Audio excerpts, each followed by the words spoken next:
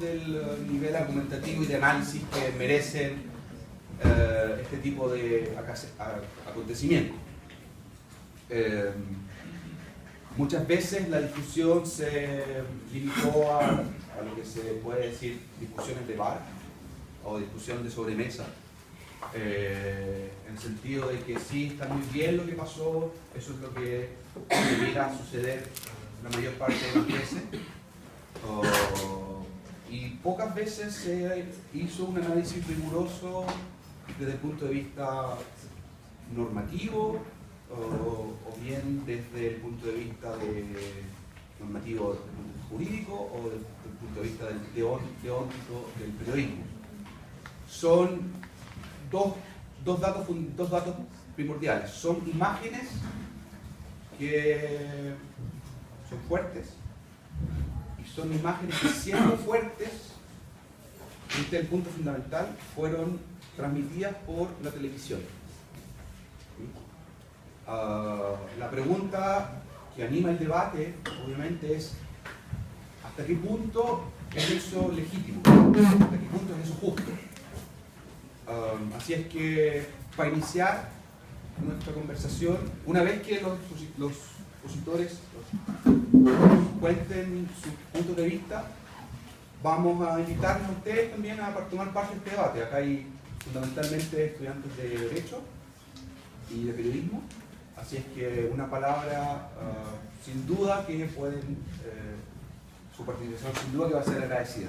Así que vamos a partir en la ocasión viendo el video.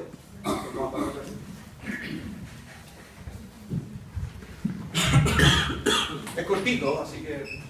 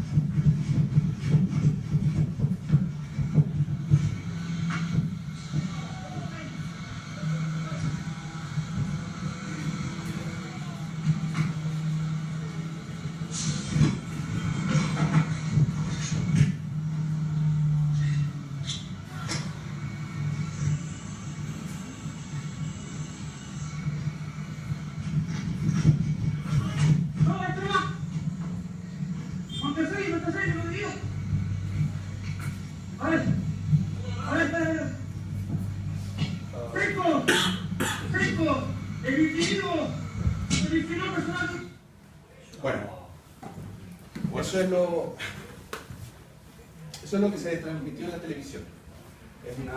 Pudieron ver una persecución policial en medio de una autopista en Santiago, una autopista con bastante atochamiento.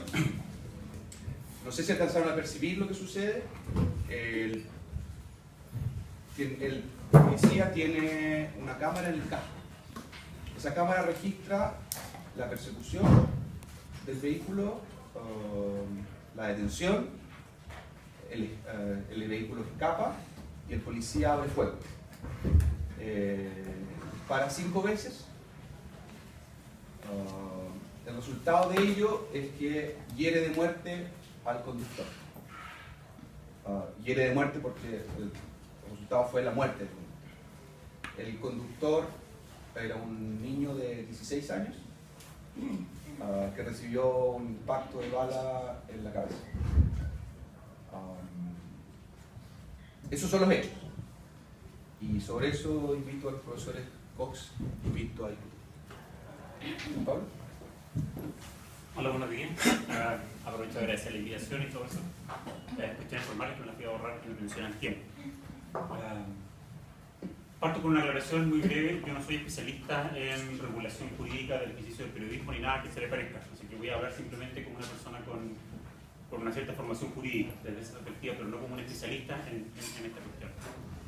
Así que no quiero que entiendan que mis palabras comprometen alguna decisión ya muy acabada sobre cómo debieron tratarse estos casos. del video, yo en realidad no sé si había suscitado tanta efervescencia pública, yo no me había enterado hasta que el profesor Ló me lo mostró cuando me invitó a participar en esta sesión. Uno puede hacer una serie de distingos. El que aquí interesa es un distingo entre dos planos analíticos, ¿cierto? Por una parte, los hechos que son objeto de la captación, grabación y la posterior divulgación, que sería la persecución policial y la muerte del que estaba escapando, del escapista, fallido, y por otra parte, el hecho de la grabación y posterior divulgación de esa persecución, ¿cierto? Son dos cuestiones distintas que están sometidas también a unas reglas de tratamiento jurídico distintas. En cuanto a lo primero, muy breve, quiero, en función de los dos planos, simplemente entregar un bosquejo analítico sobre cómo el derecho pretende regular esa situación. Tienen claro los dos planos, ¿cierto? Los hechos que ocurrieron y la grabación y posterior divulgación. En cuanto a los hechos, tenemos persecución policial, sector concurrido, carabineros dispara y da muerte a, entiendo, un asaltante, parece que estaba siendo perseguido por el robo justamente, el intento de sustracción del auto en el que arrancaba, y su posterior muerte. La pregunta es si es que, la primera intuitiva es si es que el comportamiento de carabineros es legítimo o no, ¿cierto? O si es que, en otras palabras, les vamos a atribuir o no la producción de esa muerte como un resultado lesivo. El sistema jurídico chileno nos entrega una respuesta explícita para ese caso. No tenemos una regulación legal equivalente a la que está presente en otros países sobre el uso de armas por funcionarios policiales. De hecho, la única regulación pertinente aquí del Código de Justicia Militar lo que hace es establecer que no hay responsabilidad penal por los resultados que en uso de sus armas ejecuten carabineros o algunos funcionarios, siempre y cuando estén amparados por la legítima defensa. O sea, remite la regulación especial del por 110 del Código de Justicia Militar, remite las reglas generales de legítima defensa del Código Penal. ¿Qué dice el Código Penal? Bueno, que estarán exentos de responsabilidad criminal los que, para impedir o repeler una agresión ilegítima que no hayan provocado, obren con un medio o a través de un medio racionalmente necesario para impedir o repeler la agresión. Eso es todo lo que dice. O sea, desde esta perspectiva regulativa, el carabinero se encuentra en la misma situación que cualquiera de nosotros. Cualquiera de nosotros legítimamente, para impedir una agresión ilegítima, puede realizar un comportamiento que sea racionalmente necesario para impedirla. Cualquiera. Está en el mismo plano carabinero que cualquiera de nosotros, porque no tenemos una regulación especial. El problema de una situación como esta, de la legítima defensa, es que, el problema práctico, es que el derecho penal en general, y en particular esta institución, opera sobre el entendido de una pretensión de aplicación genérica. O sea, el derecho regula en términos abstractos y generales una serie de situaciones que pretenden quedar cubiertas por las reglas. Pero nosotros, las personas, no actuamos en términos generales y abstractos, sino que actuamos fácticamente en términos concretos. Lo que hay que hacer es, a través de una serie de operaciones conceptuales o mentales, determinar si es que un comportamiento concreto queda o no cubierto por la regla, ¿cierto? La regla es muy genérica. Hay una agresión ilegítima, hay necesidad racional del medio para impedirla o repelerla, y falta de provocación, y la persona queda amparada en una causa de justificación. Pero no se dice nada más, no hay ninguna otra regulación concreta que resuelva un caso como este. Entonces, uno, a partir de estos hechos, uno tiene que intentar reconstruir si es que la regla está pensada para cumplir o no un caso como este. Si está pensado para cumplir un caso como este, entonces el output será falta de responsabilidad para el crédito. En cambio, si no queda cubierto, responsabilidad a título de homicidio. Esas son las dos posibilidades, son, bajo una lógica binaria, muy graves, ¿cierto? Una u otra. Mi impresión, y esto es muy breve porque lo interesante no es tanto esto, sino que el segundo plano analítico, mi impresión es que el carabinero no queda cubierto por la causa de justificación, porque no se da el requisito aquí de la necesidad racional del medio empleado para impedirlo o repelerlo. ¿Por qué no? Si uno revisa, eran viables otros medios para impedir la escapada del autor del delito. Dada la clase de delito, además, parecía preferible incluso que escape a la producción no solo de su muerte, sino que el riesgo para la vida de las personas. Ustedes ven, estaba lleno de vehículos y se dispara además a órganos vitales. Los balazos no ingresaron por la puerta ni fueron dirigidos a los neumáticos del auto, que es lo primero que en cualquier ordenamiento comparado que tiene regulación del derecho de policía establece. Primero, para impedir que se siga moviendo el vehículo, luego a zonas no vitales, si ya no hay otra vía posible, disparos letales. Aquí los disparos ingresan por la ventanilla. O sea, no hubo disparo, si quieren que no se escape, bueno, las ruedas pueden ser un buen elemento para impedir que el auto se mueva, ¿cierto? Sin ruedas no andan los autos, salvo la capilla de que se mueven. Pero, dado eso, no parece que hay necesidad nacional del medio empleado y hay otras reglas del Código de Justicia Militar que para la uno podría entender que también excluyen esto, referidos a la fuga, etc. Así que mi impresión es que no queda cubierto por la causa de justificación, no obstante puede tener alguna atenuante, pero es una cuestión técnica de derecho penal que usted no tiene por qué interesar. Respecto de lo segundo, que es el registro y la posterior divulgación, yo simplemente quiero dar un bosquejo de cómo, porque no domino el ejercicio del periodismo, simplemente quiero dar un bosquejo de la regulación legal vinculada a la intimidad, la regulación constitucional y legal. En función de la intimidad, la regulación legal supone hacer un distingo entre una intimidad en su vertiente de exclusión y una intimidad en su vertiente de control. Exclusión y control referido al ámbito de comunicación privada. Por vía de exclusión hay una expectativa del titular del bien, de la intimidad, de que distintas personas no se entrometan en su ámbito privado de comunicación, ¿cierto? Tiene una expectativa de exclusión. ¿Cómo se infringe o se viola esa expectativa de exclusión? A través de las figuras de intromisión. El caso paradigmático, violación de morada, ¿cierto? La persona que ingresa a la morada de otra persona, ¿cierto? Allí se violenta la expectativa de exclusión que cada uno de nosotros tiene de su ámbito de comunicación privada. Esto es importante. Es importante, ¿por qué? Porque, como hemos visto en Chile, el periodista, por ejemplo, que acompaña a carabineros y termina ingresando a la casa de Cepiña o algún otro, comete delito. Comete el delito de allanamiento de morada. No se encuentra cubierto por la causa de justificación del artículo 145 del Código Penal, ni por la del número 10, infringe el artículo 144, en consonancia con el artículo 19 número 5 de la Constitución, comete delito. Si un carabinero lo invitó, como suele ocurrir, el carabinero también es responsable, como coautor, como cómplice o como instigador. No hay posibilidad de comisión, o sea, de exclusión de responsabilidad para el periodista que ingresa, por ejemplo, acompañando a carabineros en un allanamiento. No está posible. Por otra parte, con una protección más débil, están las figuras de intimidad vinculada a una expectativa de control. Aquí alguien ha permitido que otros ingresen a su ámbito de comunicación privada, pero sujeto a unos ciertos procedimientos que impiden la divulgación de la comunicación a la cual ha accedido. ¿Cierto? Tiene una expectativa de controlar el flujo de información. ¿Cómo se infringe, cómo se viola? A través de los delitos de indiscreción. Por ejemplo, las violaciones del secreto de los abogados procuradores del 231 del Código Penal o secreto profesional 247 del Código Penal, que podría ser aplicable, pero es solo aplicable respecto de quienes tienen un deber de confidencialidad, de quienes han asumido un deber de confidencialidad. En la pugna entre libertad de expresión o opinión e intimidad, prima la intimidad en los casos de expectativas de exclusión y prima la libertad de opinión, de información en los casos de expectativa de control, sujeto a una serie de pautas que están básicamente contenidas en los artículos 29 y 30 de la Ley de Ejercicio del Periodismo de la 19.723. En este caso, por último, para que saben, hablen, no deja de ser curioso que, como ha dicho el profesor Lo, el asaltante tenía 16 años. Y por tanto la divulgación de las imágenes, además queda cubierta por una regla especial, la regla del artículo 33 de la ley, que impide entregar datos sobre la información o algunos que ayuden a lograr identificar al autor o a las víctimas de los delitos. Dado que ocurrió esta divulgación a través de medios de comunicación social, también a través de YouTube, que por el artículo 2 de la ley también operaría como medio de comunicación social, allí hay otras infracciones a la ley. Bueno, hay algunas reglas que yo no había visto el código de ética de profesor Arturo sabe mucho más.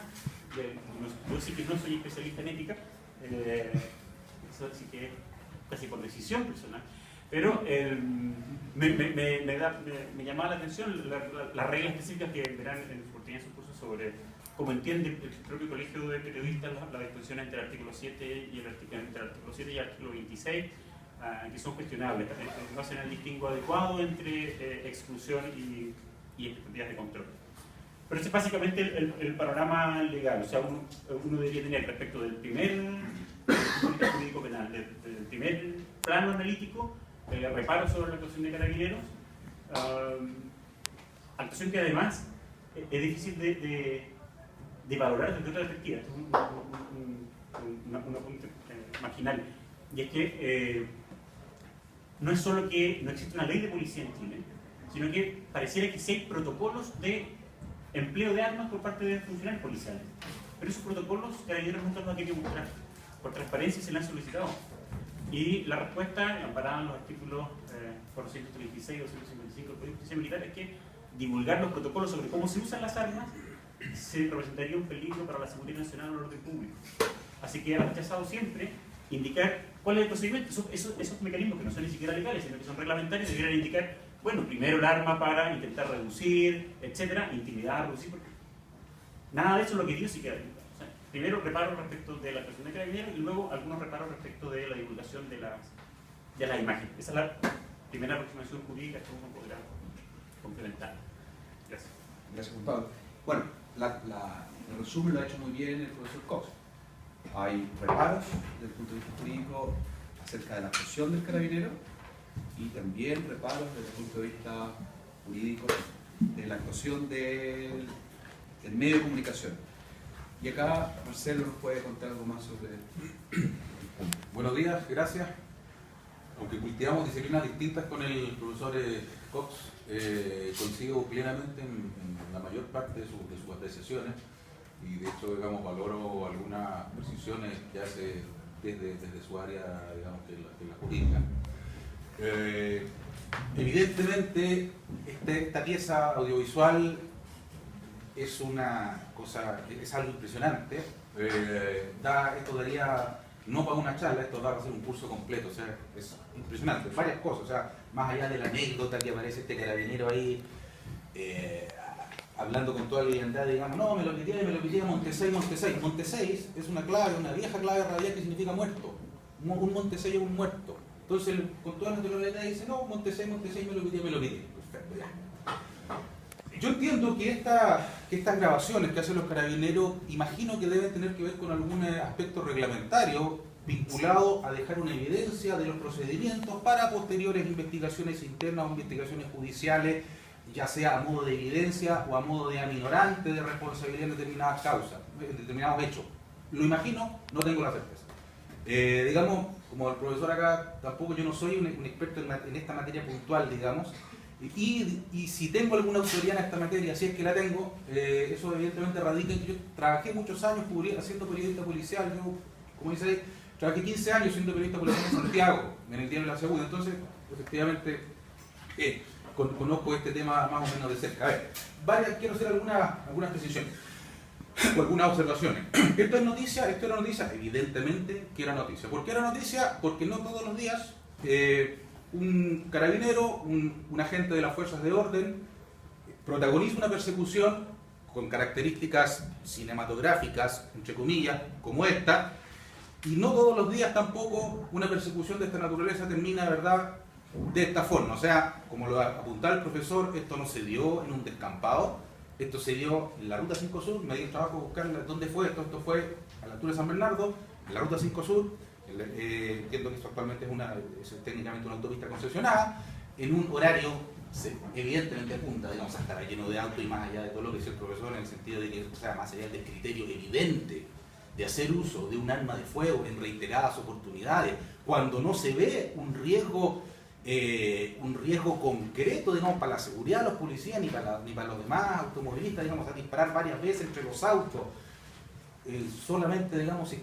las personas creyentes dirán solo porque Dios es grande, ahí no murió otra persona, además de este hombre de 16 años, ¿verdad?, menor de edad, termina fallecido. Efectivamente, a lo mejor el hombre había robado un auto, no sé, pero más allá de eso, hay uno siendo un ignorante en materia de procedimientos policiales, en materia de reglamento interno de carabineros, eso claramente estuvo mal. Yo no tengo idea, no sé, lo busqué, no lo encontré, no sé qué pasó con el funcionario.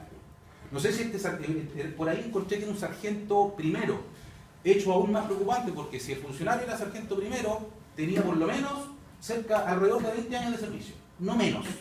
No es un carabinero recién salido que una vez puede decir, chuta, ya, es un carabinero que tuvo una preparación breve en una escuela de formación, en un grupo de formación policial y que a lo mejor tenía un año en la calle. No, es un carabinero con una gran experiencia y comete este error. Pero dejo los aspectos reglamentarios, yo creo que el profesor lo trató, digamos, con gran claridad. Decimos que era una noticia, claramente. Había que presentarla así. Yo, francamente, soy franco, yo no veo casi no consumo información periodística en formato televisivo acá, digamos, con los canales chilenos, porque me parece, no me gusta, me encuentro malo. Me informo, es una deformación mía, puede, digamos, que ustedes no estén de acuerdo. Yo prefiero informarme a través de la prensa escrita y evidentemente es una deformación porque toda mi vida he trabajado en prensa escrita. Quedé impresionado cuando supe que efectivamente esto había sido mostrado por un canal de televisión, o sea, encuentro insólito. No sé si ustedes se fijaron, la calidad de la imagen no es del todo, no tiene la calidad que uno quisiera esperar, pero no sé si ustedes se fijaron que cuando llega el carabinero al alto y abre la puerta, se ve como desde el cuello del asaltante salta un chorro de sangre. Salta un chorro de sangre, es una cosa impresionante, así como película de Hollywood, como película, digamos, o sea, no sé, de Indiana Jones, de Terminator, una cosa impresionante. Y cómo esto lo muestra el canal de televisión. O sea, está bien, los medios de comunicación, y eso lo conversamos, chiquillos, en los cursos que tenemos, ¿verdad? Cualquier periodista que haya trabajado en medios y que sea periodista, aunque no haya trabajado en medios, sabe que el producto, el negocio, entre comillas, el rubro periodístico tiene que ver con la búsqueda, ¿verdad?, y difusión de información en un contexto de competencia en el cual el medio tiene que tratar de diferenciarse a través de la oportunidad y calidad de la información que entrega al público, básicamente. Eso dicho en palabras simples y en jerga periodística, gana aquel que golpea, el que tiene la mejor información y la da primero. Perfecto. Hasta ahí estamos de acuerdo. ¿Pero era necesario mostrar esto? A mi juicio, no. O sea, creo que es una falta de respeto al televidente. Esto yo me imagino que se dio en algún horario en que había menores viendo probablemente el noticiero de televisión. Entonces yo de verdad no logro entender la decisión editorial yo puedo entender por último el reportero, porque el reportero tiene de alguna forma la obligación ante sus superiores de poner las cartas sobre la mesa y decir, mira, esto es lo que tengo, esto es lo que me conseguí. Puta, qué bueno, compadre, buen periodista, ya no, excelente, súper. Pero tiene que haber una decisión editorial de por medio, con un criterio periodístico. Oiga, pero si el periodista no puede, o sea, por eso esta profesión a veces está tan desprestigiada. O sea, ¿cómo es posible que haya un editor tan desquiciado, que tiene tan poco criterio, que es capaz de mostrar eso en televisión? O sea, a lo mejor, no sé, a lo mejor me quedé en otro tiempo, a lo mejor es porque ya soy un periodista viejo y porque ejercí el periodismo policial en otros años, en otra época. Yo dejé de ser periodista policial en el año 2007, a fin del año 2007. O sea, llevo ya algunos años fuera, digamos, del frente policial, que es, lo digo, digamos, aparte, y creo que es una gran escuela, es un gran frente para ejercer el periodismo, por diversas razones que no es el caso de señalar. ¿Pero era necesario hacer esto? Yo creo que no. O sea, hablo yo ahí a partir, digamos, de mi experiencia y me hago también la siguiente pregunta, más allá de despejar que no estoy de acuerdo con que eso se haya difundido. Eso perfectamente, ese material es periodísticamente valioso, pero podía difundirlo de otra forma. Yo perfectamente le podía, por ejemplo, tapar la cara a esta persona, entre otras razones, porque era menor. 1. 2, evitar mostrar el chorro de sangre saltando así como el efecto de Hollywood. O sea, eso yo creo que está absolutamente de más. Yo no sé también si era necesario que se escuchara el audio del carabinero que dice, no, Montesay, me lo pité, Montesay. En otro momento incluso, perdonen, ustedes también lo escucharon, bájate conchetumare. O sea, ¿era necesario eso? No sé, yo creo que no. ¿Ah? Surge una pregunta esencial. ¿Cómo llegó esto a los medios de comunicación? Esta es una grabación que hace un funcionario de Carabineros. A mí se me ocurre que puede llegar de dos formas. Como no, lamentablemente no sé qué pasó con este carabinero, los escenarios que se me ocurren son dos. Que a este carabinero lo echaron y que en un derecho a pataleo él se lo pasó a algún medio. No lo sé, pero no tengo claro qué le pasó. Segundo, creo que puede ser lo más probable. No tengo la certeza, normalmente lo digo, estoy especulando, estoy teorizando, estoy haciendo una hipótesis. Quizás lo puede haber pasado Carabineros a los medios de comunicación para, entre comillas, aminorar la responsabilidad, para, comillas, descargar al carabinero, para mostrar, mire, oiga, sí, efectivamente este gallo se escapó y bueno, el carabinero se vio obligado a hacer uso de forma de servicio, que es la frase que repiten siempre digamos, las instituciones policiales cuando un funcionario legítimamente o ilegítimamente mata a alguien, digamos, abate a alguien haciendo uso de forma de... No lo sé. Si es que se dio el segundo escenario, vale decir que el Carabineros como institución, para, comillas, descargarse como institución y descargar al carabinero, haya entregado este material, no me sorprendería, digamos, porque eso se hace habitualmente. O sea, a mí, en todos los años que yo trabajé ahí, o sea, se daban muchas situaciones que describía el profesor decía, si un periodista entra con un policía a un allanamiento, a una diligencia judicial, eso es un delito. O sea, yo perdí la cuenta de la cantidad de veces que entré con carabineros y detectives acá a allanamientos.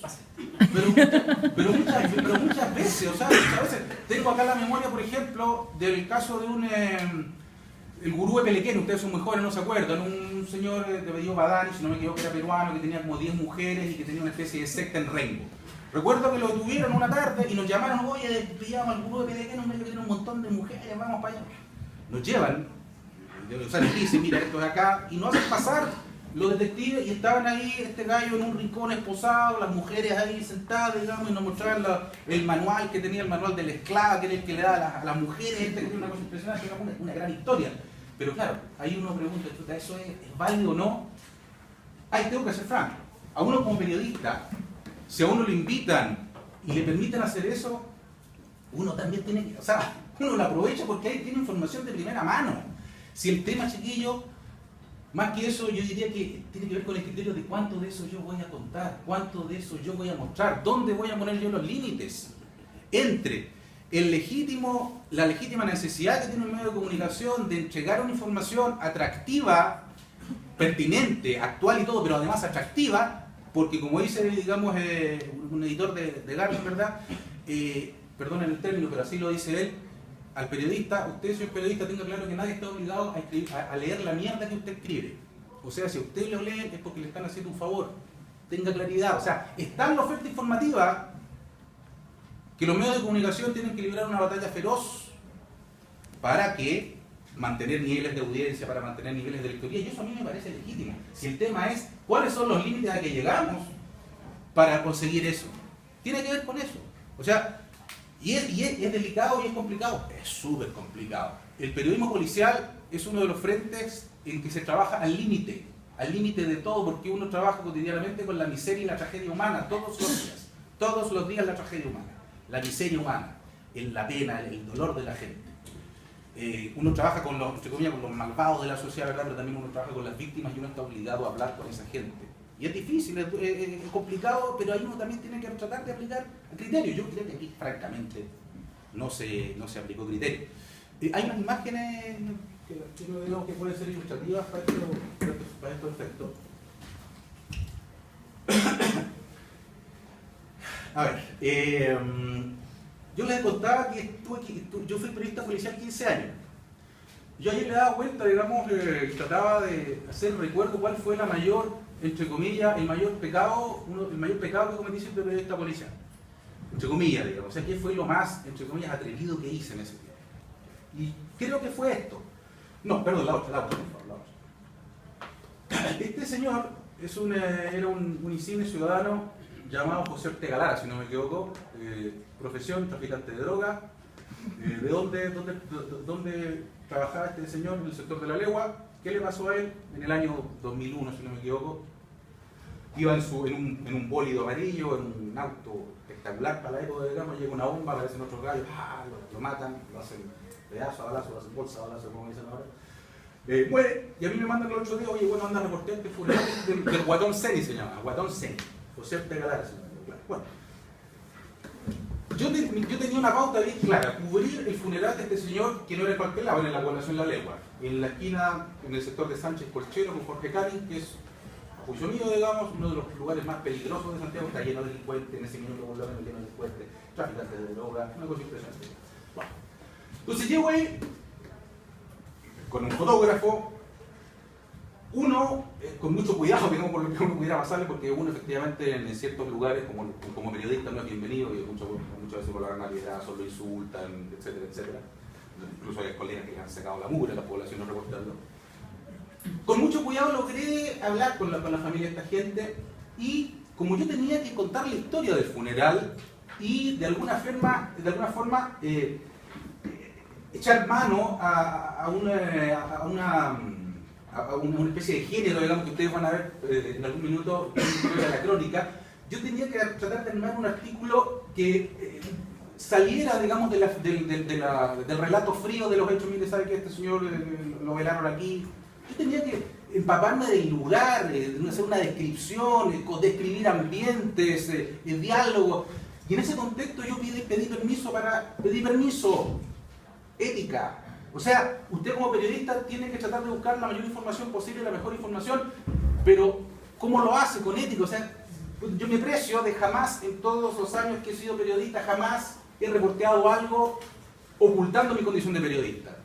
Eso no se puede hacer. Yo soy periodista y me tengo que identificar como periodista, no puedo, porque tengo colegas que en un momento se han hecho pasar por policía, que se han hecho pasar por no sé qué. O sea, la cámara oculta lo mismo, es el gran vicio de los canales de televisión hoy. O sea, se usa como quien se cambia un zapato. Yo no estoy de acuerdo con eso. Entonces, yo pido permiso y me dejan pasar por un fotógrafo. Y después pedimos permiso para que el fotógrafo tome una imagen dentro de la casa.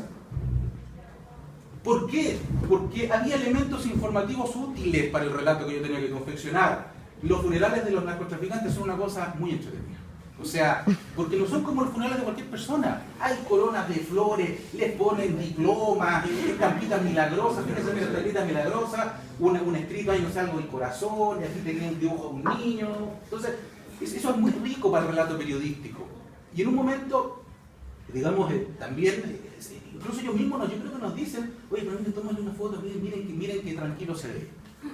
Y el fotógrafo le toma la foto. Ya. Yo llego con ese material al diario, lo mostramos y en el diario se toma la decisión editorial de difundirlo, y esto apareció en portada.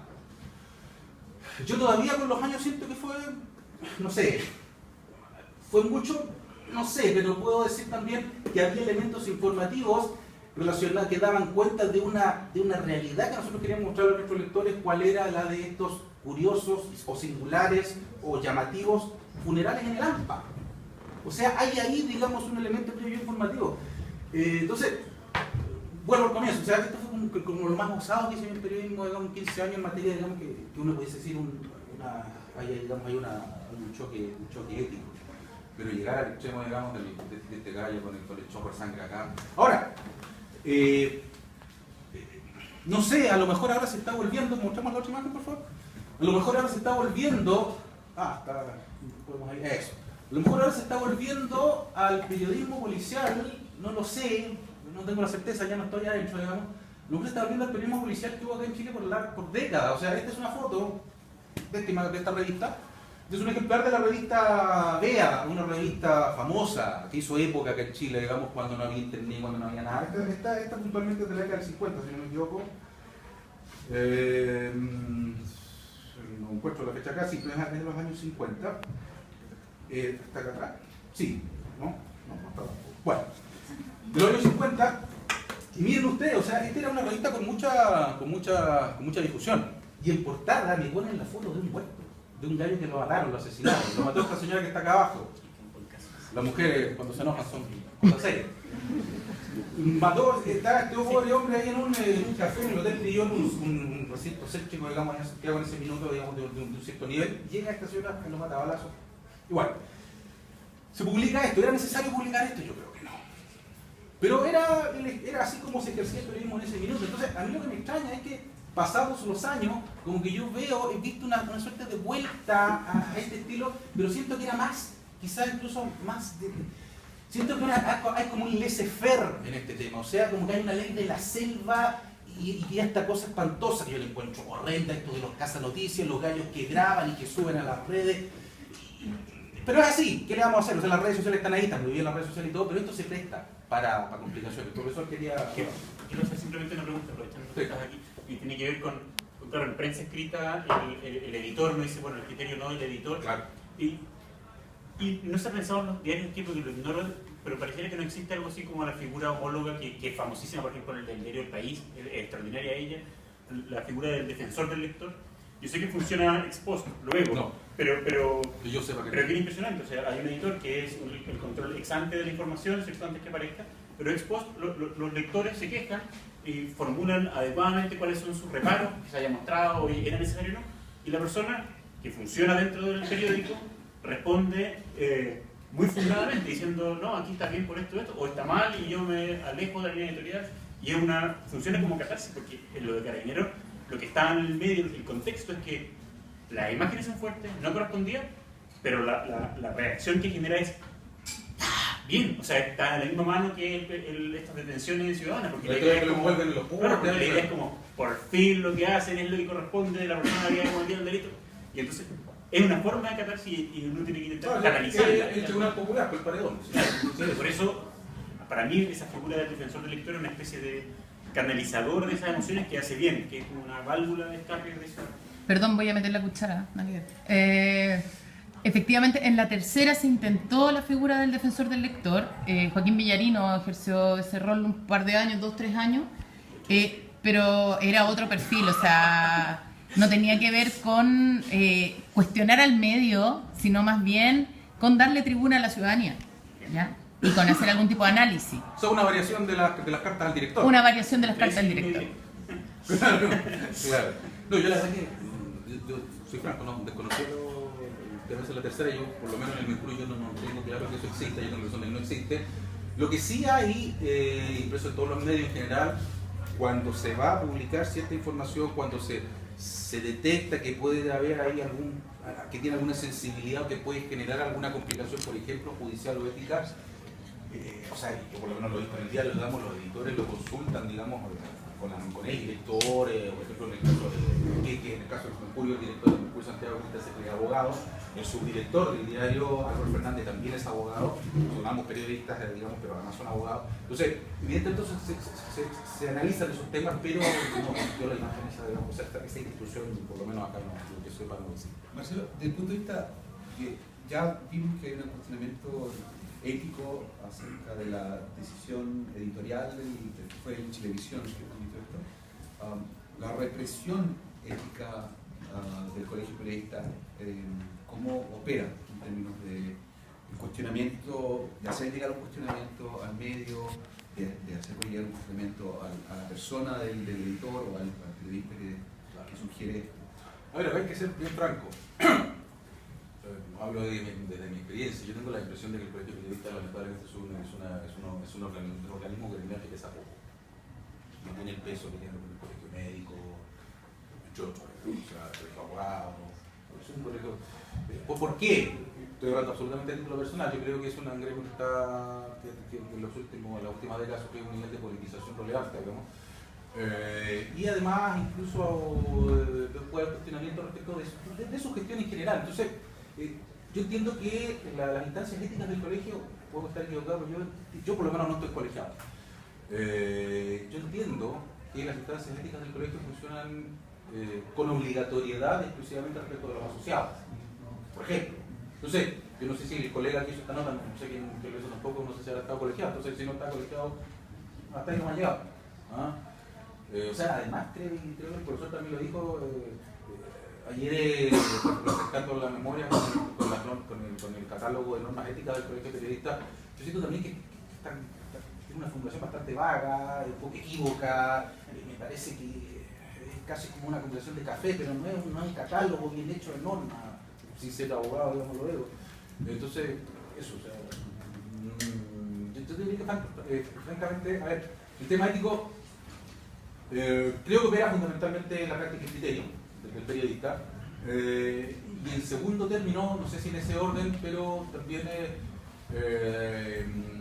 los frenos que se ponen los periodistas por el temor de que su acción X pueda tener alguna consecuencia jurídica, que sea objeto de algún tipo de demanda, querella. Entonces, yo diría que los frenos son esos, o sea, el criterio del periodista y la gente con la que él trabaja, y además el eventual y legítimo temor a una sanción por la difusión de alguna información X. Yo creo que por ahí van los frenos y no más. O sea, hay que ser franco.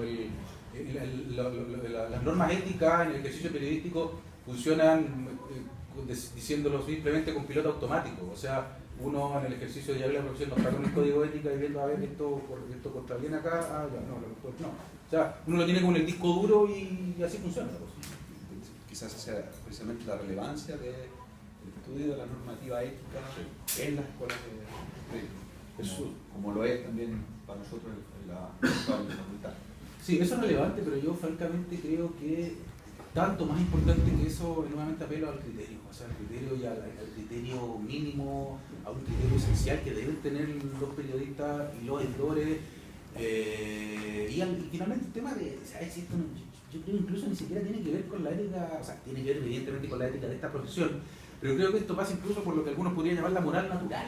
O sea, si uno naturalmente sabe que mostrar a un gallo que se está muriendo y que está ahí como pollo mojado y que le está saltando la sangre, uno se da cuenta que eso no está bien. Pero si eso no está bien, o sea, ¿quién puede decir que mostrar eso por televisión esté bien? ¿Quién en su sano juicio puede decir que eso esté bien? Me cuesta pensar que alguien pueda hacerlo. ¿Pablo? Yo creo que sería más conveniente darle la palabra. Sí, no que no quiera dar clase Efectivamente. Bueno, hay cuestionamientos desde el punto de vista jurídico, sea al hecho mismo de la difusión de las imágenes, sea a la actuación de policía, y hay claro cuestionamientos desde el punto de vista de la ética profesional de los profesionales. Qué bueno que haya veo ya avanzados. ¿Su nombre? María Jesús Rodríguez. Tengo dos preguntas. ¿Para quién? Una para el profesor y otra para el profesor Pinto. ¿Se da esta falta de criterio en la parte escrita del periodismo? Por ejemplo, que en una noticia se redacte o se describa cómo estaba el cuerpo. Esas cosas también han aparecido, y para el profesor Cox, ¿hay alguna penalización cuando, por ejemplo, se muestran estas cosas? ¿La justicia penaliza a estas editoriales o al reportero que muestra lo que... A ver, nuevamente opera el criterio del periodista. O sea, en los años que me desempeño me tocó muchas veces, por ejemplo, escribir notas relativas, a ver, voy a poner un ejemplo, eso es súper básico. Casos de violación, de delito sexual.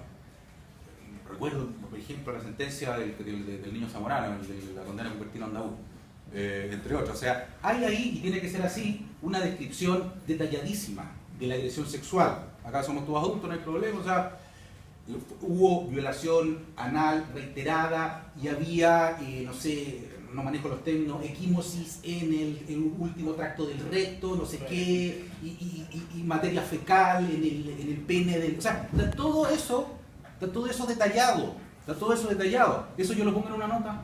No, que no corresponde. O sea, por último, por el respeto al lector, que a lo mejor cuando te lee la nota tenerte en la sobremesa para que no termine vomitando. O sea, nuevamente, criterio, nada más que criterio. Claro, ¿no? Claro, ahora la que tiene mantequilla y...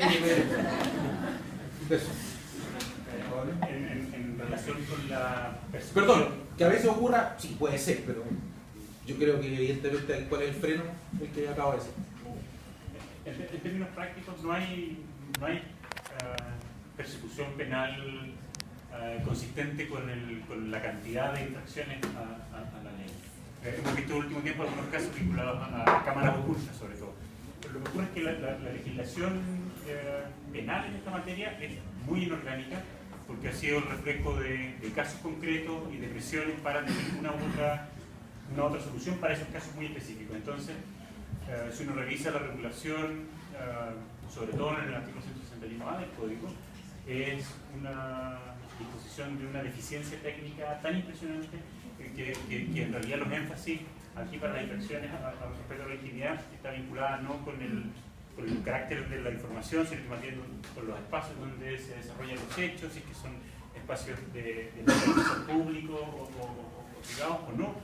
Entonces, es difícil hacer ese juicio de subsunción, o sea, el juicio de determinar el comportamiento fácticamente existente queda cubierto por esa regla que está abstracta. Eso es difícil en términos prácticos y no hay muchos intentos por lograr siquiera la persecución. O sea, en estos casos, además, en los ámbitos de divulgación es necesario que exista un deber de confidencialidad. Sin deber de confidencialidad no existe.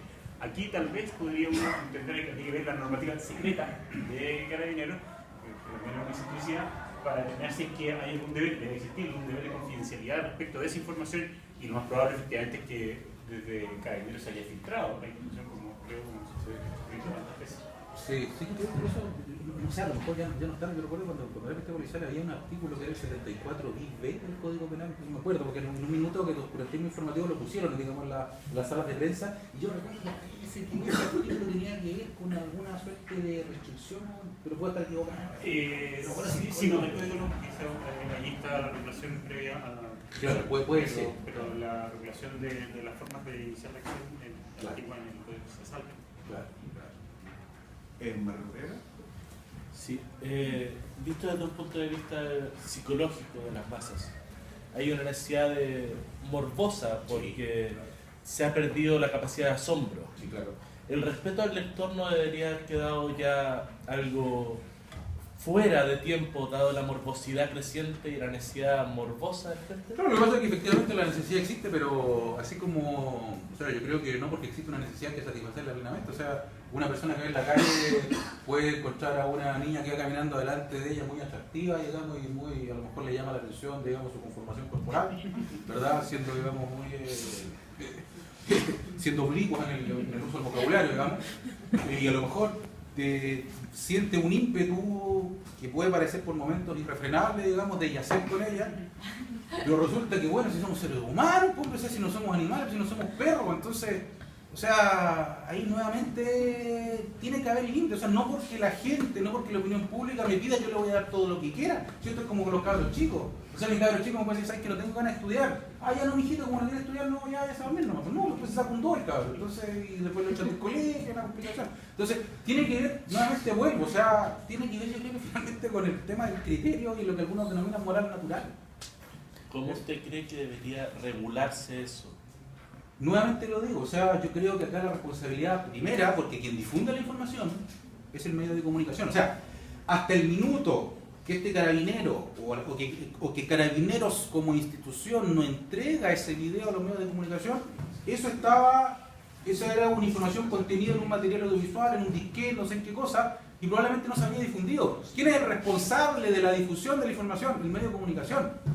Y por lo tanto, ¿de quién es la responsabilidad? El medio de comunicación. Entonces, bueno, ¿en manos de quién habría estado no haber difundido eso? En manos del medio de comunicación, sin una vuelta que hable. Ahí el que tiene la culpa es el canal y no me vengan con ninguna justificación. Espérame, déjame hacer un aporte.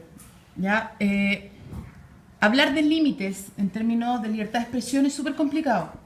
Porque básicamente la libertad de expresión es un derecho que incluso está contenido en la ONU, digamos, ¿ya? En la Declaración de Derechos Humanos, el derecho a informarse, ¿ya? Y el derecho a expresar información. Entonces es súper complicado hablar de límites a esa información. Sí, los medios han tratado de autorregularse, ¿ya? Un intento muy poco efectivo en la práctica, pero había un intento por autorregularse. Y existen dos instancias. La primera, que es el Consejo de Ética de los Medios de Comunicación, en la cual están reunidos todos los medios y hay representantes que establecen un comité de análisis y que sanciona a los medios cuando se considera que un hecho ha faltado a la ética periodística. ¿Ya? Pero es un organismo de autorregulación, o sea que parte de los propios medios. ¿Ya? Porque si no, tú estás limitando la libertad de prensa y puedes terminar en casos como Venezuela o como tantos otros que se han visto. Corea del Norte. Corea del Norte, que sí. Por otro lado está el Consejo Nacional de Televisión, que ya es un organismo que depende del Estado.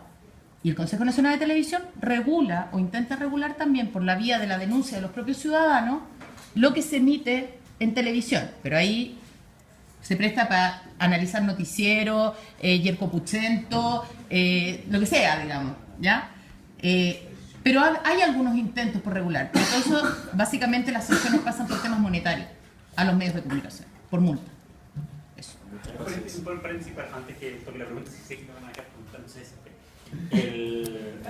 sobre la posibilidad de limitar, es cierto que la libertad de emitir opinión está consagrada no solo en la Declaración Universal de Derechos Humanos, sino que también en nuestra Constitución, artículo 12, número 2. Pero también el derecho a la vida privada, en el número 4, y la inviolabilidad del hogar en el número 5. Y es cierto que no hay limitaciones en abstracto previas, pero lo que hace la Constitución cuando hay casos de colisión, como hace la reconstrucción racional de las normas, cuando hay casos de colisión de distintos principios, que son mandatos de optimización, es un juicio de ponderación cual prima en algún momento o en otro momento. Y ese es el sentido de la regla de la inmutabilidad del lugar, que es una de otorgar, por ejemplo, en ese caso de intimidad como exclusión, primacía sobre libertad de opinión. Deja más abierta la cuestión en materia de libertad, o sea, de intimidad como expectativa de control.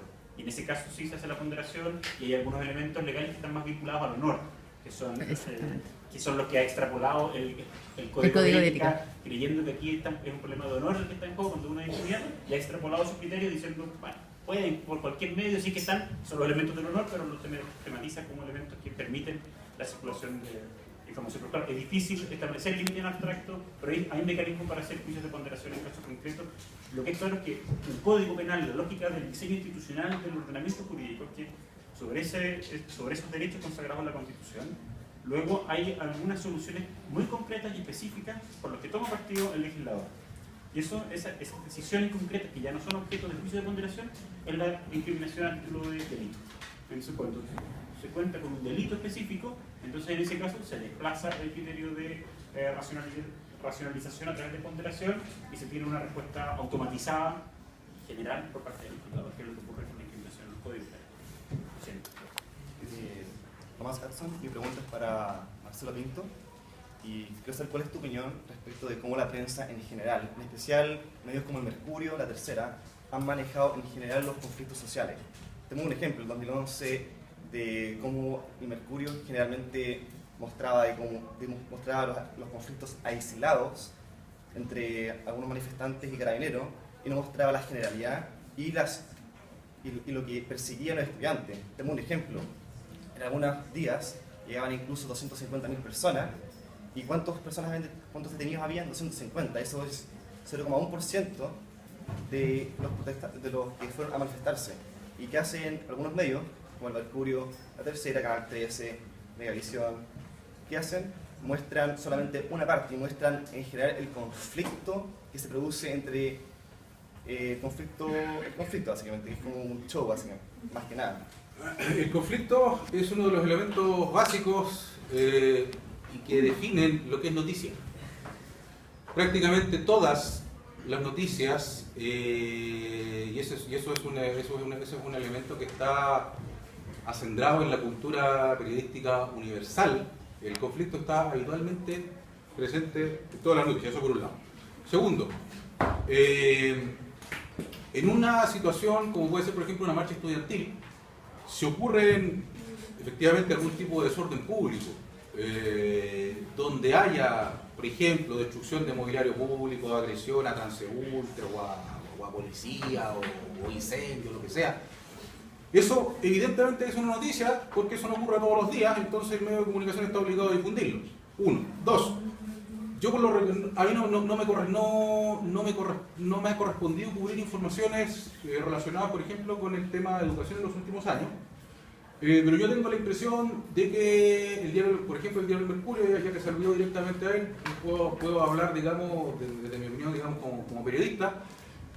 Yo creo que el diario ha hecho una cobertura tanto de estos hechos relacionados con la vulneración de la seguridad pública, como también lo relativo a las demandas de los estudiantes, desde la legítima línea editorial que tiene el diario El Mercurio. Todos los medios de comunicación, legítimamente, y eso es la esencia de la libertad de expresión, tienen derecho a tener una línea editorial, vale decir, una perspectiva para poder aproximarse a la realidad y de alguna forma mostrársela a sus lectores. O sea, así como El Mercurio tiene una línea editorial A, La Tercera tendrá una línea editorial B, la Radio Nuevo Mundo tendrá una línea editorial C y la revista Punto Final tendrá una línea editorial D. Entonces, evidentemente que alguien legítimamente puede considerar que la línea editorial del Mercurio no es la correcta, que está mal. Perfecto, eso es súper legítimo, pero también forma parte de eso del juego democrático. Tengo dos preguntas para el señor Pinto y una para el profesor Cox. Voy a partir con la del señor Pinto. una de las preguntas es si es que hubo alguna regularización o sanción a Chilevisión por haber mostrado... No lo sé. Busqué información y no encontré. No lo sé. Ya. Lo desconozco. Y lo otro, ¿qué pasa con el tema como de los blogs, por ejemplo? O sea, yo me acuerdo que para el tema de Sergio Lanscron, cuando tomó la bomba, Sí. yo me acuerdo que en un blog vi la foto de cuando estaba calcinado del servicio médico legal. Hay un video incluso, yo creo. Sí. Sale en televisión. ¿Sí? Pero yo vi ¿Ah, una también? foto Sí. que era del servicio médico legal, de cómo estaban sus restos arriba de una mesa. Sí. Entonces, en el fondo, sí que los blogs también tienen algún tipo como de regularización. Claro, es que ahí el tema ya es más complicado, porque yo no sé si tú aludes, me imagino, a los blogs que tienen privados. ¿Te refieres a eso? No era un blog privado, era una página donde cualquiera... ¿Pero de un medio de comunicación tradicional? No, era... Claro, lo que pasa es que las nuevas tecnologías, y ahí probablemente digamos, otros saben muchísimo más que yo soy un tipo bastante primitivo y cavernícola en materia tecnológica. Yo siento que las nuevas tecnologías han abierto, se tienen una potencialidad y un valor tremendo, pero toda innovación en la vida humana a lo largo de la historia del ser humano lleva aparejadas ventajas y desventajas. Una de las desventajas que yo veo al tema que yo mencioné, las redes sociales, los blogs, YouTube y todo esto, es que cualquier persona sube lo que se le antoja a la red. ¿Y quién la regula? Imagínense ustedes, chicos, ¿cuántos micromedios de comunicación existen? Una infinidad. Buenos, malos, más o menos, que lo ven 2 gatos, que lo ven más personas, depende. Entonces, eso cómo se regula es complicado. A lo mejor ese medio de comunicación no tiene ni siquiera una existencia legal. Bueno, ahí está No la sé. discusión de los proyectos. Desde cuándo cuenta como periódico diario, porque el artículo Bueno, 2 tiene esa regla de medios. Claro, no, Por eso no, no quiere, y ahora sí que emite más de 4 días, y el proyecto de ley Claro. tiene que ver con, bueno, queremos aplicarle, no es solo un problema de utilidad pública, de van a poder publicarlo en estos blogs, los avisos de información, etcétera, sino que, bueno, tienes que cubrir con una regulación más puntual. Entonces yo siento que hay efectivamente un vacío, hay una desregulación, pero también la regulación, como decía el profesor, es jodida, es complicada. ¿Cómo yo dicto una norma para que después en la aplicación castigue a un canal de televisión como Chilevisión, que mostró un video donde apareció una persona a la cual le está haciendo un chorro de sangre en la garganta? No sé, ¿cómo tipifico eso yo? Perdón, no sé si... No, porque además la regulación tiene que cumplir estos objetivos. O sea, puede que no. En Chile tenemos, bueno, tal vez ahora en todo el mundo occidental, ¿no? En nuestra cultura, tienen la intuición de que la solución a la regulación tiene que ser penal. O sea, no se imagina a la persona en la cárcel, si no está en la cárcel no hay sanción.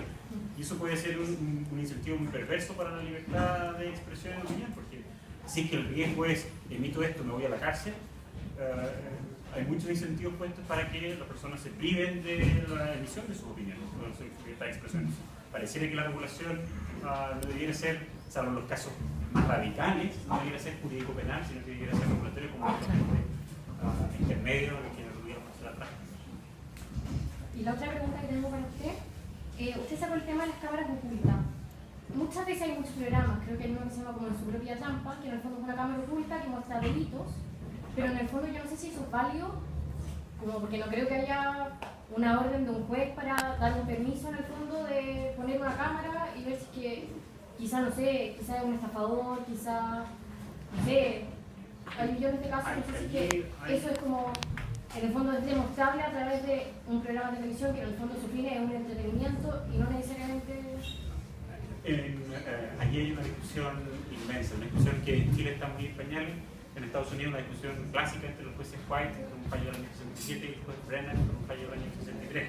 La opinión mayoritaria es la del juez White, que dice que en realidad cuando uno interviene en comunicaciones con otro, siempre tiene el riesgo que ese otro al menos memorice lo que está diciendo. Entonces, eso es equivalente a que lo grabe. Y entonces, si es que alguien participa en comunicaciones, aunque sean privadas con otro, siempre está el riesgo de que al menos lo memorice. Pero claro, es distinto que alguien replique, esto fue lo que me dijeron, aquí muestre la imagen. Pero esa es la tesis mayoritaria en Estados Unidos, la tesis del caso de López, que es la que propone el juez Brennan en el año 63, es una que es correspondiente con la regla alemana, en el 111 del Código Penal. Nosotros no tenemos una regla explícita en el 161, es una regla que más bien dice que lo que ocurriría si es que se posibilita la divulgación de las comunicaciones privadas, un congelamiento, dice la traducción de la expresión de Brennan, un congelamiento de la vida privada de las relaciones interpersonales. Nosotros tenemos una regla que depende del lugar donde se produzcan las grabaciones. Si es un lugar particular o de no libre acceso al público, tenemos una regla y si no, queda al arbitrio de todo. El caso ni siquiera necesariamente tiene que ser una cámara oculta. Es cuestión de ver la transmisión del caso Penta y si es que sin cámara oculta se graba el mensaje de texto que recibe uno de los Carlos. La banda de los Carlos, uno de ellos, un mensaje y es registrado. Ni siquiera lo oculta.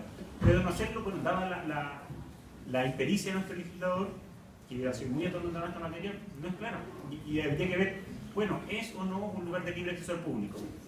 Bueno, no es, cualquier tribunal no es fácil, no es de libre acceso, no es que uno vaya, ingrese sin ningún control. Pero es... Pero las audiencias son públicas. Conceptualmente, la audiencia es pública solo bajo controles, pero lo mismo con el estadio. Uno también es controlado, eso es lo que pasó cuando uno va al despacho de un juez y lo graba, etc. Ahora me imagino que tiene que ver también con si puedes homologar, digamos, porque la correspondencia es privada. Entonces, ¿el mensaje de texto se puede homologar a una carta? Ahí está la discusión de si es que, por unos dictámenes de la Contraloría General de la República, decir que las cartas cerradas, o sea, son privadas, pero el email institucional, por ejemplo, es el equivalente de una postal. Bueno, están viendo surgir el próximo debate, además. No, pero el punto es que, claro, con una regulación en abstracto, todavía hay toda una filigrana de elementos que uno tiene que considerar para determinar una respuesta. E insisto que nuestra regulación aquí es muy inconsistente. Y entonces hay casos que son evidentes en que hay expectativa de exclusión por parte de personas, por ejemplo, del lugar público, están manteniendo una comunicación totalmente privada, adoptando recuerdos, hablando, y alguien puede estar grabando a distancia, con un objetivo tecnológico que nosotros de otra generación no dominamos, y eso no queda cubierto por la regla, porque está en lugar público.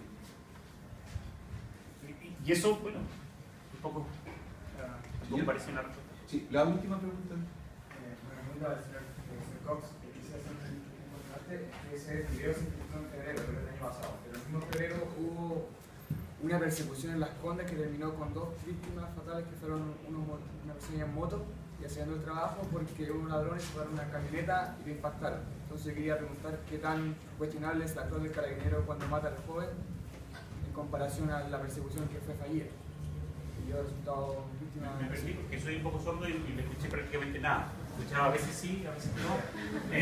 Alguien murió. ¿Qué tan criminal es la actitud del carabinero, recibimiento cuando mata en la autopista al delincuente, comparada con una persecución que hubo en febrero en Las Condes que da resultado a 2 víctimas inocentes?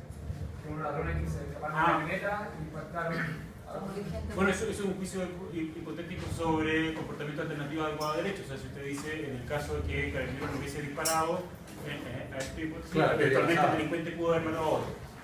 Bueno, eso solo se puede resolver ex post facto, pero los criterios de actuación éticos y normativos son operativos ex ante. Tienen que haber unos criterios, unas pautas que guíen el comportamiento sin saber los resultados.